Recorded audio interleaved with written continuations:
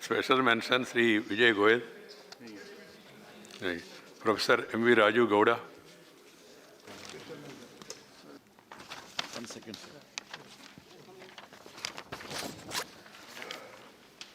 Thank you, sir. Sir, there is an urgent need to enact a national legislation for the protection of journalists. In the past several years, India has become one of the most dangerous countries in the world to be a journalist. Last year, India ranked... Let us not make such sweeping remarks, Professor. You are a well-read person. Some report, some international... You are right to say, sir. Sir, last year... No. Last Views year... means an honorable member saying it from Parliament, that will be quoted outside also. Just I am only cautioning him. I am not... Sir, I'm saying this on the basis of evidence. Right. That's all. Last year, India ranked 13 in the Global Impunity Index by the Committee to Protect Journalists, which features countries with the worst record of punishing killers of journalists. The organization Reporters Without Borders has listed India at 140 out of 180 countries on its World Press Freedom Index. So, a subcommittee of the Press Council of India prepared a detailed report on the attacks faced by working journalists. This was in 2015. It found that 80 journalists have been killed in India since 1990, and most of their cases are still pending in courts. The report demanded that a separate law be enacted for the safety of journalists across India, along with the recommendations. And this report was submitted to the then Minister for Information and Broadcasting, the late Sri Arun Jaitley. That report could be the basis for drafting a law. So we've also heard of tragic cases of murders of journalists.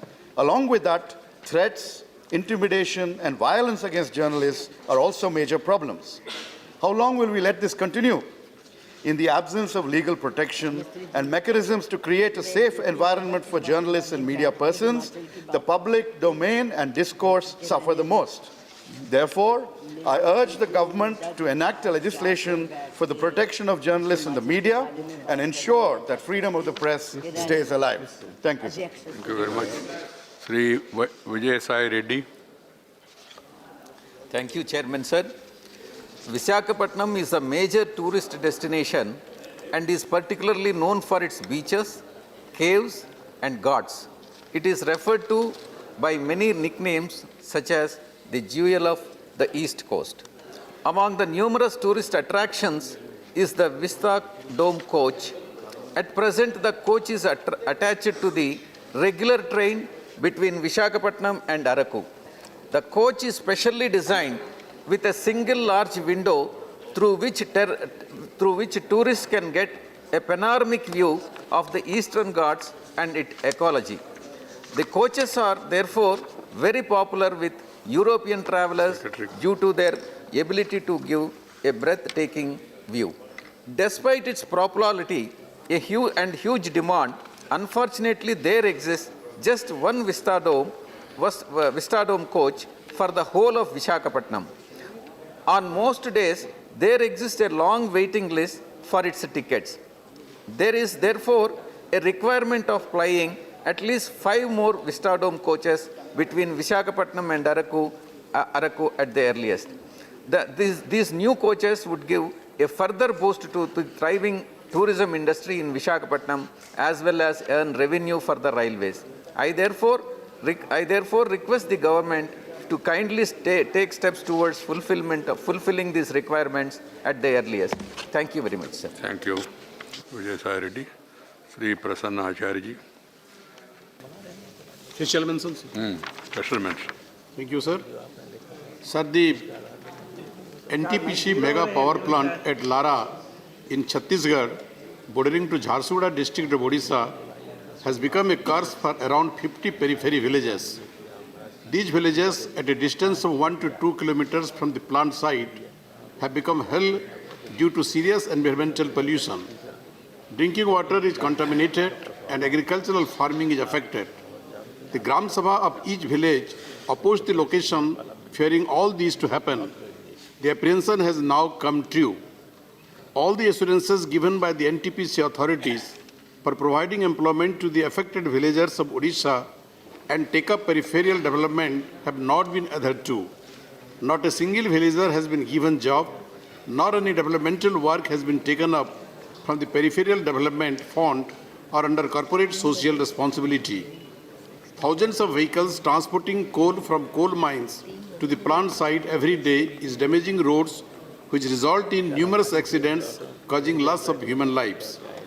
This has resulted in serious discontentment amongst the villagers and may lead to law and order situation anytime. I would therefore urge upon the Ministries of Coal, Forest and Environment and Power to immediately intervene into the matter and give necessary directive to the NTPC and the Lara power plant management to desist from violating the law of the land and heed to the grievances of the villagers of Odisha located in Chhattisgarh-Odisha border. Thank you, sir. Thank you. Sri Sushil Kumar Gupta. Lieutenant General D.P. Vats. Sir, with your permission, I would like to raise this important issue in this August House.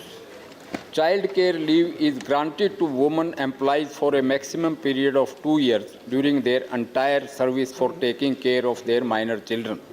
This CCL is allowed in all departments of Government of India.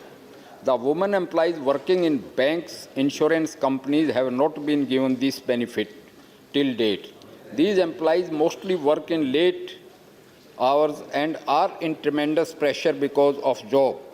This clear discrimination against these women who also need to take care of their minor children needs to be looked after. The PSU banks allow sabbatical leave up to 2 years of child care, but this leave is without pay. CCL is with full pay benefits. This is discriminatory for women employees working in banks, insurance companies, and in other public sector undertakings.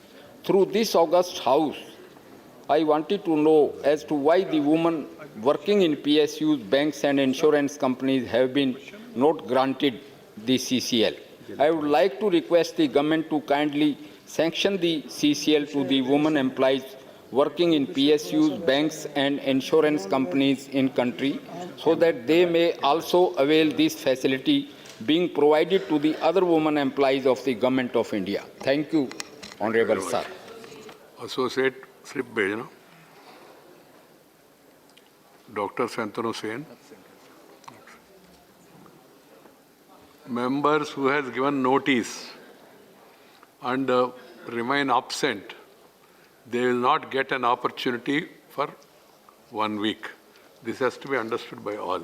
Already we are implementing another direction, that is member who give notice, present in the house, do not speak when asked. They are not given an opportunity for 15 days. Now, in addition to that, this is the latest guideline. Please understand, because you are taking the time of the house, time of the chairman, and you are depriving opportunity to other members, because we will be only taking some 10 or 12 special mentions and some 20 maximum the 0-hour submissions. The others are losing an opportunity. You are giving a notice, and these notices are not old. Please understand, these notices are fresh. And then you choose to be absent from the house. That means you are not doing your duty, number one. You are depriving others also. Sri Sanjay Singh. धन्यवाद मान्यवर. मैं आपके ध्यान में लाना चाहता हूं कि कोरोना वायरस के परीक्षण के लिए दिल्ली और भारत भर में परीक्षण केंद्रों की भारी मांग है. यह वायरस दुनिया भर में फैल गया है और भारत की भारी आबादी को इस संक्रमण का खतरा है. हमें दक्षिण कोरिया जैसे अन्य देशों से परीक्षण मॉडल को अपनाना होगा, जो ड्राइविंग इन परीक्षण केंद्रों की तैनाती कर रहे हैं. दक्षिण कोरिया हर दिन 10,000 लोगों का परीक्षण कर रहा है और अब तक 1.5 लाख से अधिक लोगों का परीक्षण कर चुका है. भारत ने अब तक केवल 6,700 नमूनों का परीक्षण 6,700 नमूनों को परीक्षण के लिए भेजा है. सरकार को एक वास्तविक समय पोर्टल बनाना चाहिए और इसे कुल राज्यवार सकारात्मक कोविड-19 मामलों के साथ अद्यतन रखना चाहिए. निजी क्षेत्र भी योगदान दे सकता है और सरकार को जल्द से जल्द अधिक परीक्षण केंद्र खोलने की अपनी क्षमता का उपयोग करना चाहिए. 7 मंत्रालयों को पूरे भारत में संगरोध केंद्र खोलने का काम सौंपा गया था। हमारे देश को जल्द से जल्द पूरे भारत में कई संगरोध केंद्र खोलकर चिकित्सा आपातकाल के लिए तैयार रहने की जरूरत है। धन्यवाद माननीय। धन्यवाद जी।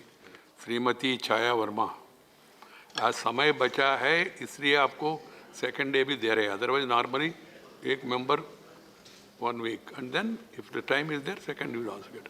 प्लीज आप बोलिए। महोदय, दक्षिण पूर्व मध्य रेलवे द्वारा घोषित अवकाशों में छत्तीसगढ़ के मुख्य पर्व एवं महापुरुषों की जयंती को शामिल करने के संबंध में छत्तीसगढ़ सरकार द्वारा लंबे समय से मांग की जा रही है।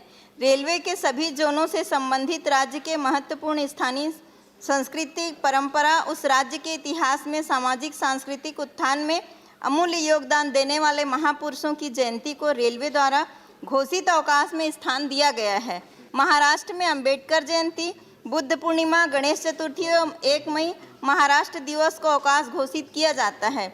गुजरात में गुजरात स्थापना दिवस, उड़ीसा में 1 अप्रैल को उत्कल दिवस, रथ यात्रा नवाखाई, पंजाब में लोहड़ी, गुरु गोविंद सिंह जयंती, रविदास जयंती, वाल्मीकि जयंती, बिहार में छठ पर्व के अवसर पर एवं पश्चिम बंगाल में रविंद्रनाथ टैगोर जयंती, पारसियों का नवरोज उत्सव, नेताजी सुभाष चंद्र बोस जयंती, पूर्वोत्तर भारत में बिहू एवं अन्य त्यौहार, दक्षिण भारत के राज्य में ओणम, पोंगल एवं अन्य पर्वों को स्थान दिया गया है।